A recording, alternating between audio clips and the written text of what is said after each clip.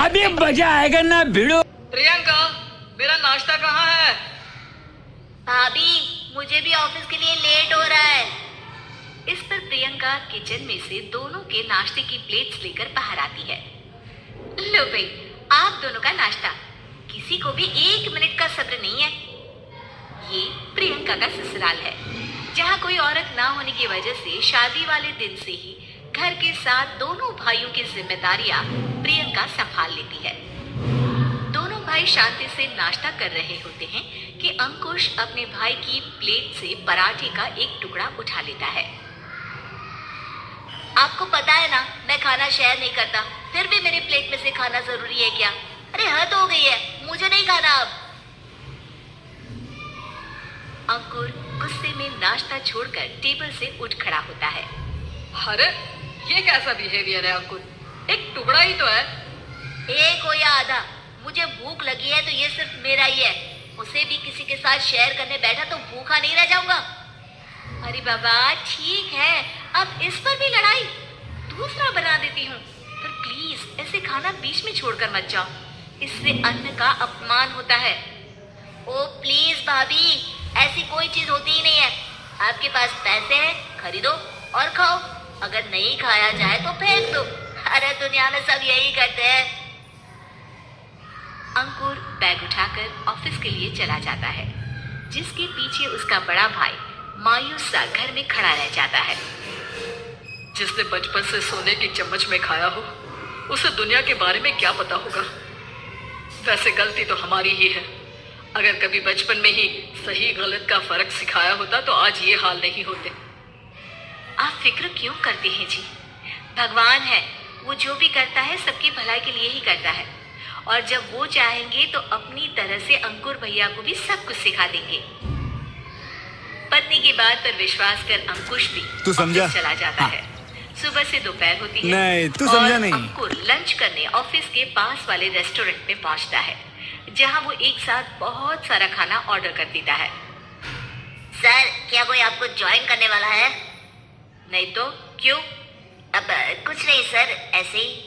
Waiter चला जाता है और कुछ देर में अंकुर का ऑर्डर लेकर वापस आता है, जिस पर अंकुर सब डिशेस में से थोड़ा थोड़ा खाकर बाकी ऐसे ही छोड़कर बिल देकर चला जाता है।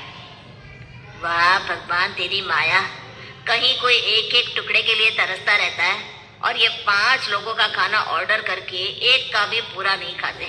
पैसे वालों की माया। वेटर टेबल साफ कर बचा हुआ सारा खाना लेकर रेस्टोरेंट के पीछे घूम रहे बच्चों के पास पहुंच जाता है, जिसे देख बच्चों के चेहरे खिल उठते हैं। वाह, आज इतना सारा खाना आया। थैंक यू भैया, भगवान आपको खाने की फैक्ट्री बना दे। अगर ये फैक्ट्री मेरी होती तो तुम लोगों को कभी किसी का झूठा बचा हुआ खाना नहीं खाना पड़ता। चलो तुम लोग खाओ, पर ध्यान रखो किसी को पता ना चले, नहीं तो मेरी नौकरी चली जाएगी। इसी के साथ दिन बीतता है और रात को दोनों भाई एक साथ घर पहुंचते हैं। कुछ देर में सब डिनर करने बैठते हैं। की बात सुन अंकुर कुछ बोले बिना उठकर चला जाता है। इसी तरह दिन बीतते रहते हैं, जिसमें अंकुश और प्रियंका कोशिश तो बहुत करते हैं, पर अंकुर पर किसी भी चीज का कोई असर नहीं पड़ता। एक दोपहर अंकुर सैंडविच खाते हुए सड़क के किनारे चल रहा होता है, तभी उसकी नजर आइसक्रीम वाले पर पड़ती है और वो सैंडविच सड़क किनारे फेंक आइसक्रीम खरीदने पहुंच जाता है। अब इसे कहते हैं जिंदगी का सुख। जैसे ही अंकुर आइसक्रीम लेकर पीछे मुड़ता है तो एक आदमी को सड़क से वही सैंडविच उठाते हुए दिखता है। वो आदमी बहुत कमजोर, गरीब, जैसे बहुत दिनों से खाना ना खाया हो वैसा लग रहा था। अंकुर उसके पास जाकर खड़ा हो जाता है। उसे देखकर आदमी सैंडविच अंकुर की तरफ कर देता है। आपको भी खाना है क्या? क्या हम इसे आधा आधा कर ले? मुझे बहुत भूख लगी है। वो मेरा ही झूठा सैंडविच है, तुम दूसरा खरीद कर क्यों नहीं खा लेते? इसे क्यों खा रहे हो? अरे भैया, अगर खरीदने के पैसे होते तो 4 दिन से भूखा नहीं घूम रहा होता। है क्या? तुमने 4 दिन से कुछ नहीं खाया, फिर भी इस आधे सैंडविच को मेरे साथ बांटने के लिए तैयार हो गए? क्यों? अरे भैया, पैसा नहीं है तो क्या हुआ, इंसानियत आज भी उतनी महंगी नहीं हुई और ना ही उस पर अमीर गरीब का टैग लगा है जो हम उसे रख ना सके। पर अफसोस, आजकल लोगों के अंदर पोषण, खून या विटामिन से ज्यादा इंसानियत की कमी होने लगी है।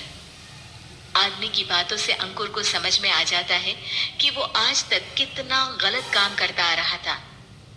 इसके बाद से वो अपनी किसी के साथ शेयर नहीं करने और खाने को बर्बाद करने वाली आदत को छोड़ देता है।